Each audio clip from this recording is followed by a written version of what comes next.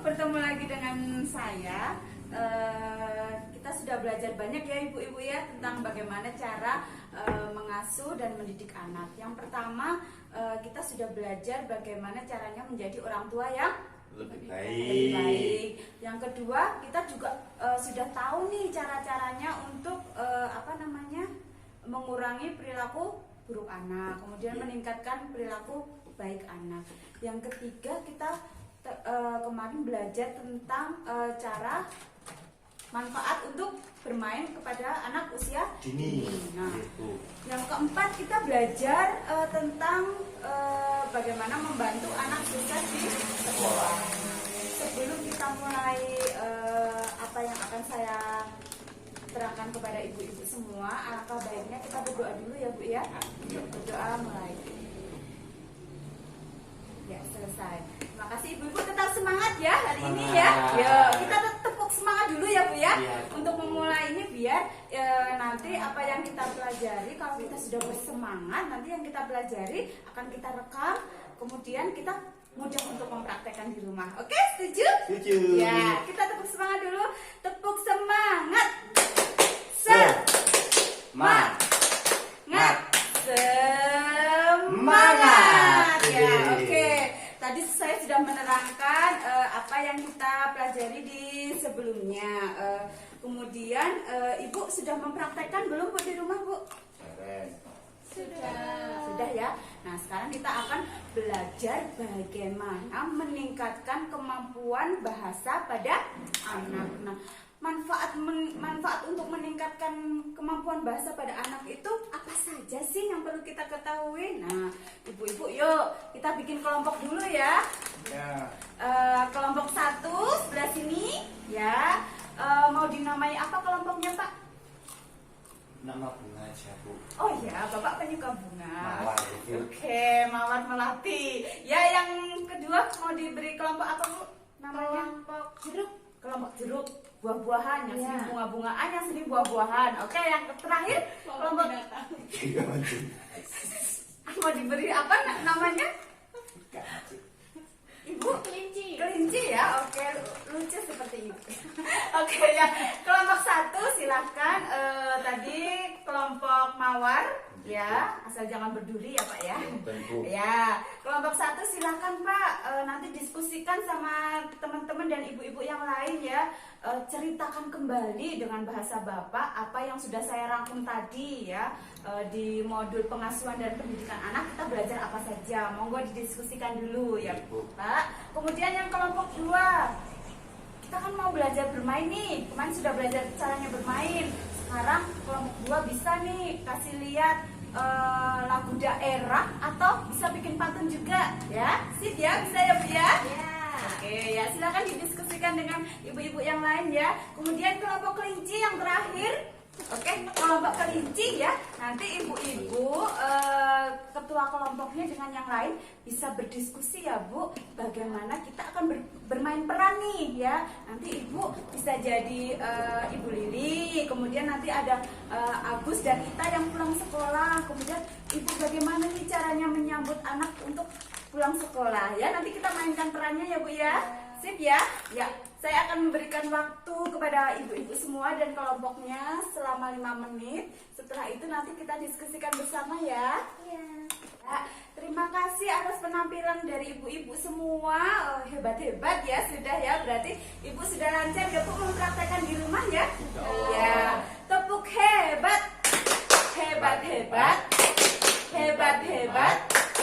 Hebat ya, jangan lupa juga ya Bu, kalau sudah di rumah nanti ibu juga terus-terusan memuji anak ketika anak sudah berperilaku baik ya. Kemudian kalau anak masih berperilaku buruk ya, ibu harus menahan emosi ya, jangan lagi keluar kata-kata marah ya, tetapi ibu harus bisa lebih menahan emosi. Kemudian coba kelompok 1, kira-kira tadi apa yang dipelajari dari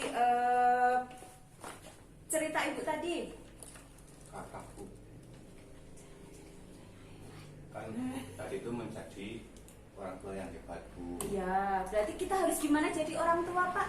Ya, kita harus sabar. Ya, sabar. Anak itu kan anugerah Bu. Yeah. Harus terus. jaga baik-baik. Iya betul.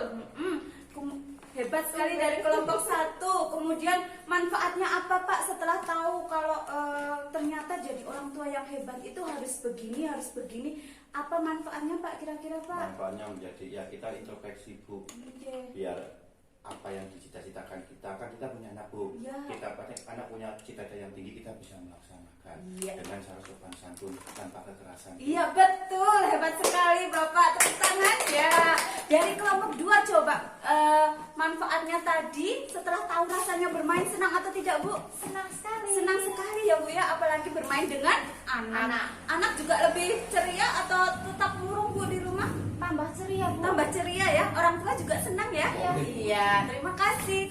Ya, tadi dari kelompok kelinci juga sudah bermain peran ya Bu ya. Bagaimana caranya menyambut anak pulang sekolah? Harus diapain Bu kalau anak pulang sekolah? Pasang muka marah atau muka senyum? Muka senyum ya, biar anak kelelahannya berkurang ya Bu ya. Ingat juga jangan lupa kalau misalnya anak berangkat sekolah ya Bu, jangan lupa peluk, disayang ya. Kalau udah malu, udah gede, cukup dielus aja kepalanya ya, agar anak tahu kalau kita memperhatikan ya. Kemudian bahasa-bahasa yang digunakan ya Bu, jangan lupa bahasa-bahasa yang digunakan adalah bahasa yang halus ya. Kemudian tidak ada rasa marah, tidak ada rasa emosi ya. Jadi kesimpulannya dari tadi apa Bu kira-kira? Ada yang bisa menyimpulkan? Terima kasih kepada ibu-ibu semua tadi yang sudah bercerita, kemudian mempraktekkan cara bermain dengan anak, kemudian juga tadi sudah bermain peran. Terima kasih sekali lagi ya. Jadi yang perlu saya sampaikan di sini adalah bahwa bermain dengan anak itu selain manfaatnya membahagiakan anak dan orang tua, itu juga bisa meningkatkan kemampuan bahasa anak. Bisa disampaikan dengan cara apa untuk meningkatkan kemampuan bahasa anak? Kita bisa bercerita ya Bu. Bisa cerita yang paling terkenal apa Bu biasanya Bu? Si kancil nyolong timun. Si kancil nyolong timun, boleh lah. Kemudian ada lagi cerita biasanya boleh ya kalau yang muslim bercerita tentang nabi-nabi, itu juga boleh ya Bu. Jadi mengenalkan urutan nabi. Kemudian kita juga bisa bernyanyi bersama. Dari kecil itu biasanya nyanyinya paling disukai apa Bu?